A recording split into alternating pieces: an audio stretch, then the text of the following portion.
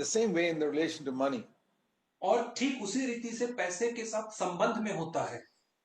See, it says here in Luke 16 और यहाँ पे कहता है लूका 16 अध्याय में and verse 13. और उसका 13 वचन, No servant can serve two masters.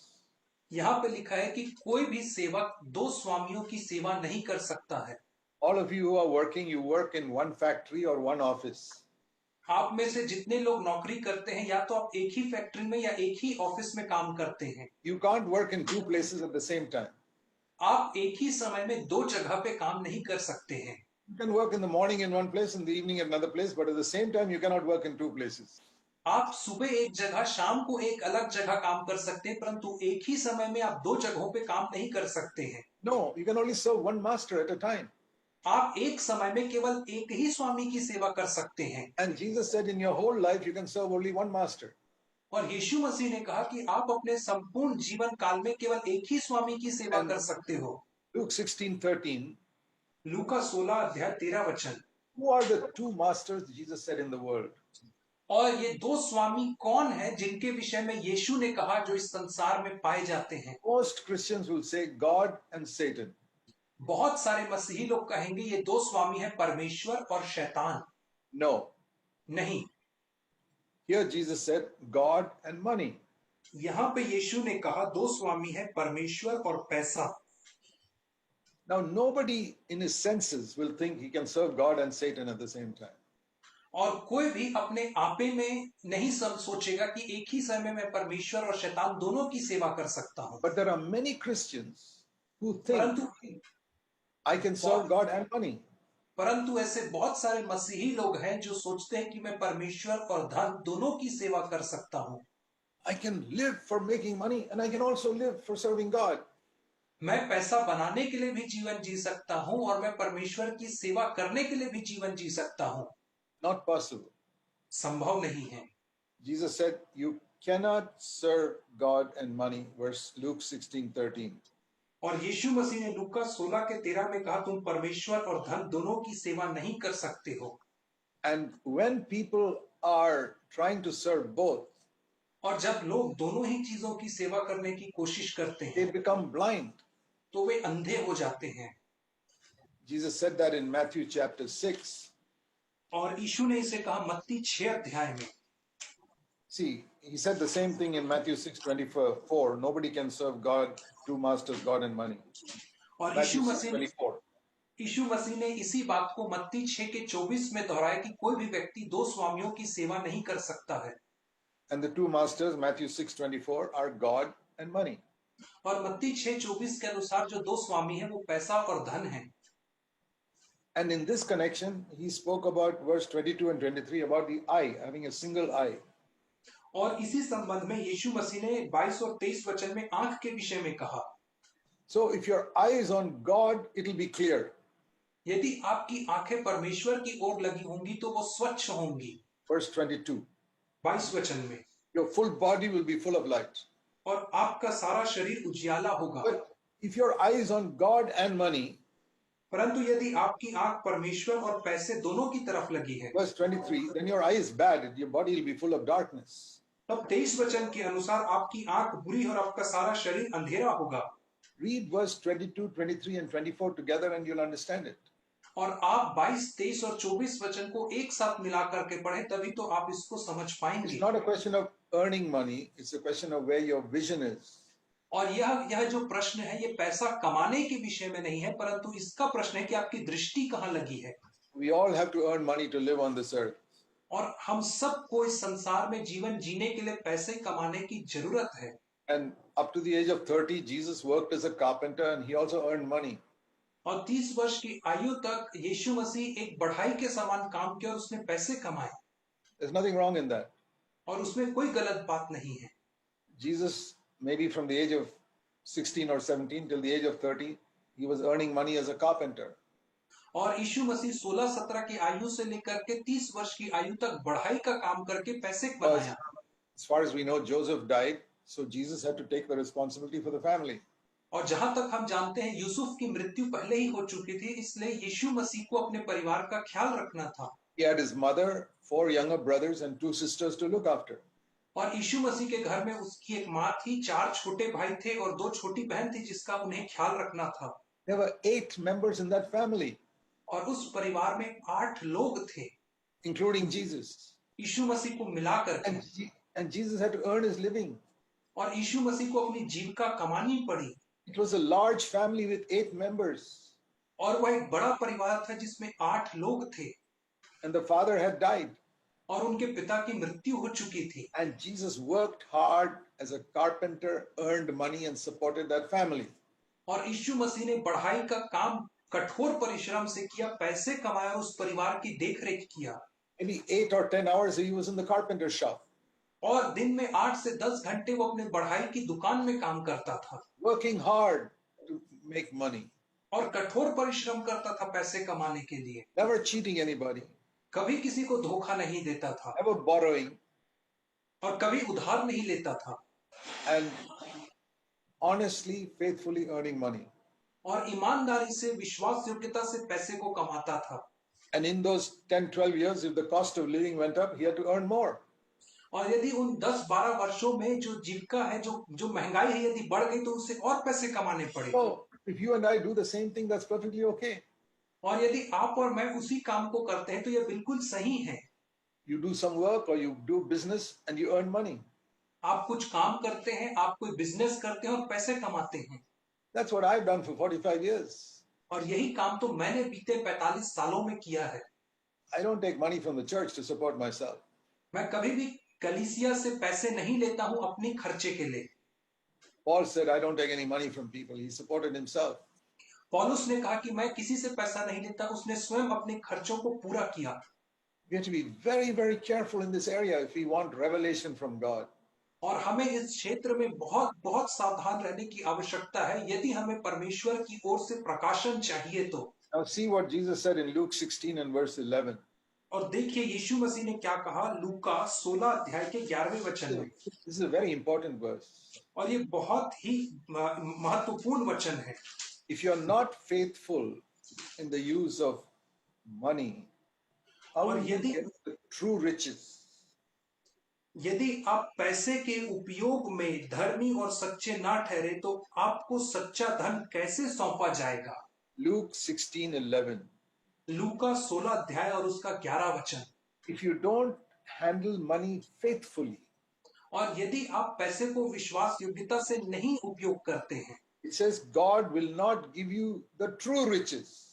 तो यहाँ पे लिखा है कि परमेश्वर आपको सच्चा धन नहीं देगा। Money is false riches. जो पैसा है वो झूठा धन है। You think you are wealthy, you are not really wealthy. आप सोचते हैं कि आप धनवान हैं परंतु वास्तविकता में आप धनवान नहीं हैं। Real wealth is when you get the nature of Jesus. और सच्ची संपत्ति यह है जब आपको यीशु का स्वभाव मिल जाता है। When you get the fullness of the Holy Spirit. जब आपको पवित्र आत्मा की परिपूर्णता प्राप्त होती है। But it says you can't get that if you're not faithful with money. और यहाँ पे लिखा है आपको यह बातें तब तक नहीं मिल सकती है जब तक आप पैसे के साथ विश्वास योग्य नहीं बनते हैं। So here is a law in the Christian life. और यहाँ पे एक नियम है जो मसीही जीवन के अनुसार है। What are the true riches? और सच्चे धन क्या होते हैं? Jesus spoke here about true riches. और यहाँ पे प्रभु यीशु मसीह ने सच्चे धन के विषय में कहा है। You know, just like in the world there is fake gold and real gold. ठीक जैसे संसार में सच्चा सोना और नकली सोना दोनों पाया जाता है। So many people make fake gold to fool people. और बहुत सारे लोग नकली सोने के जेवरात बनाते हैं ताकि लोगों को धोखा दे सके। In the same way, in the spiritual world, there are true riches and false riches. उसी रीति से आत्मिक जगत में भी कुछ सच्चे धन है और कुछ नकली धन है। I'll tell you what true riches are. मैं आपको बताना चाहता हूं कि सच्चे धन क्या क्या होते हैं। 3 things. 3 चीजें हैं। 1, to become more and more like Jesus in our character. पहला, अपने स्वभाव में और अधिक प्रभु यीशु मसीह के समान बनना। To be more humble. और नम्र बनना। To be more holy and pure. और पवित्र और शुद्ध बनना। And to be more loving to everyone. और दूसरों के प्रति और प्रेमी बनना। That is true riches. यही है सच्ची धन। More and more like Jesus Christ. यीशु मसीह के समान और अधिक बनना। Secondly, दूसरी बात, true riches are the anointing and power of the Holy Spirit. सच्चा धन जो है वो पवित्र आत्मा का सामर्थ और उसका अभिषेक है, Not human cleverness.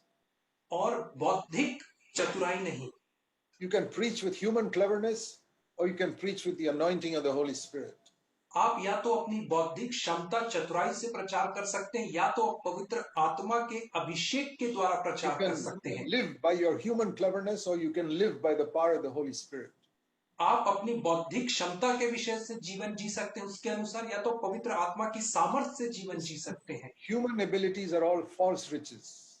और जो मानवीय जो सारी क्षमताएं हैं वो झूठी धन है, That will not last forever. और ये जो धन है ये हमेशा के लिए स्थिर बना नहीं रहेगा। It's like fake gold. यह नकली सोने के समान है। The real gold is the anointing of the Holy Spirit. और जो सच्चा जो धन है वो पवित्र आत्मा के अभिषेक के बराबर है। Where the Holy Spirit empowers you to live and to serve God. जब पवित्र आत्मा आपको सामर्थ प्रदान करता है, अभिषेक देता है परमेश्वर के लिए जीवन जीने को। If you are satisfied with your human cleverness, you will never seek God for the anointing of the Holy Spirit. यदि आप अपनी बौद्धिक क्षमता में संतुष्ट रहेंगे तो आप कभी भी पवित्र आत्मा के सामर्थ और अभिषेक की खोज नहीं कर पाएंगे। First of all, true riches are more and more of the nature of Christ. सबसे पहली बात जो सच्चा धन है वह यह है कि यीशु मसीह के समान और अधिक And उसका स्वभाव secondly, होना। the power and anointing of the Holy Spirit.